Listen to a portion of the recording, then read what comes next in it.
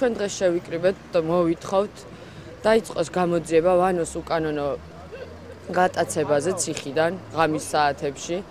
ამოიღონ კადრები, ჩვენი ადვოკატები აგერ უკვე მესამე დღეა მოითხოვენ უშედეგოდ ამ კადრების ამოღებას და ჩვენ პასუხი არ გვაქვს არანაირი. ასევე რა თქმა უნდა მთავარ მოთხოვნად რჩება ვანოს უკანონო პატიმრობიდან განთავისუფლება და არა შერჩევით სამართალს. აუცილებელია დაიწყოს გამოძიება ვანო მერაბიშვილის ციხიდან გატაცებაზე და მთავარი პროკურორის მხრიდან მის დაშინების ცვლილობაზე.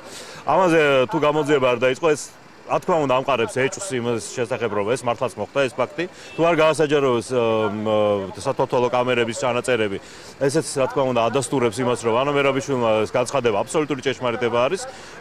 თუმცა ჩვენ მაინც ველოდებით რომ ალბათ ადრე თუ გვიან პროკურატურა დაიწყებს ამ გამოძიებას. ჩვენ დღეს სიმბოლურად მოვიტანეთ ეს პატარა კოლბები, სადაც მოვითხოვთ რომ დიმა დარბაისძელს მოვთხოვთ რომ ჩააბარონ მათ ანალიზი, ნარკოტესტი ჩააბარონ, რადგან საზოგადოებაში მუსირეს აზრი, რომ ისინი იმყოფებიან ხშირად ნარკოტიკული ნივთიერების ზეგავლენის ქვეშ.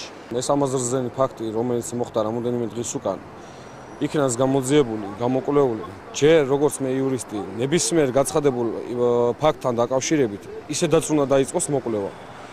ეს არის იქნება ვანო მერაბიშვილი თუ ნებისმიერი სხვა პირი. და რატომღაც ჩვენი მთავრობა არ თulis დღეს მიზანშეწონილად, რომ ყოფილი პრემიერ-მინისტრის და შინაგან საქმეთა მინისტრის ფაქტი გამოიძიოს. რადგან იგი არის ბიძინა ივანიშვილის პირადი პოლიტპატიმარი. იცოდე ყველაფერი ექსკლუზიურად.